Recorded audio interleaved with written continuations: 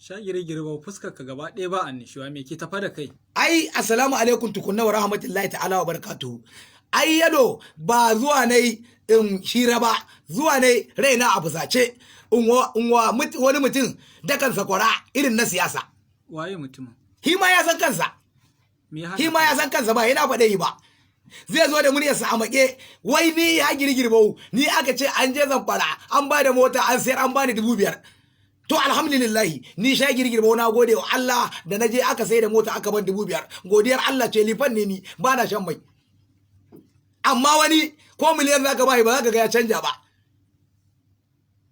Baka tambaye ni waye wannan ba. Ina nan da muryarsa a maƙe. Ni ina tunanin ma ko shage ya kai. Wane ne wannan? Ina nan zaka ji kullun a kuka yake a yunwa yake. Kullun a yunwa yake. He ka ce kaza. Yanzu baba ka san nan fa yare nan taliyar dan gwaje a rage wata subsidy yanzu baba kasa kullun a kuka. Wannan kuka na ka yayi yawa. Kai kadai ne dan yunwa a Najeriya kai hakuri mana. Kai ba za ka yi hakuri inda muke hakuri ba. Wannan dukan na general ai ba kai kadai kake sha ba. Kowa ya san da wuyan muri ake daure shi a gindi.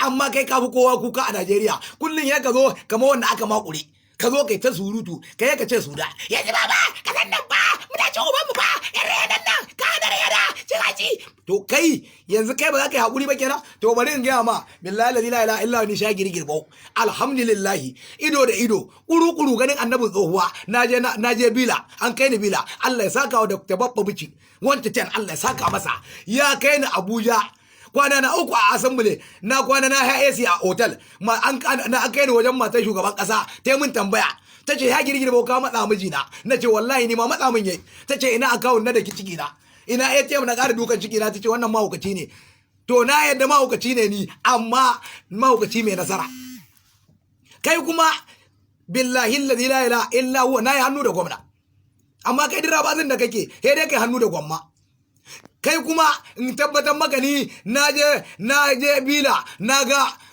matan shugaban kasa kai ko dai ka je bela asibitin kutare bela kuma wallahi dai je bela ni na je bila ko gobe na mutu ba za a ce hasada kake wallahi ba hasada bace ko gobe na mutu zan boya na alfahari na je bila na ga matan shugaban kasa kuru ganin annabi tsohuwa amma wani wallahi sai dai je bela amma ka je bila aka ga riga ka bata kyalli to ai riga kyalli wannan ai ƙarya ce ai sirri ne yanzu ai mun kana da kuɗi boyewa kake saboda yan sun kume Najeriya ta koma hannun yan sun kume kai yanzu kenan kana sirranta kanka ai iya cin hazi ne ai ciki ba ai hidan cin abinci kadai ba ai ciki ba ai hidan cin abinci ba dan jarida ai ciki an yi hidan ka boye amma kai kullun to alhamdulillah duk wanda ya san sha girgirba da ya san yanzu ya gan yanzu ya san na koyi yanzu ba dan yunwa ne ni ba amma kai kullun a kukan yunwa kai ka ce kaza ma tana koshi to ni abin ashir ɗinka abin da zan gaya ma ka zo ka nemi sulhu da ni in kuma ba sulhu to ni da kai mu dafa mu gani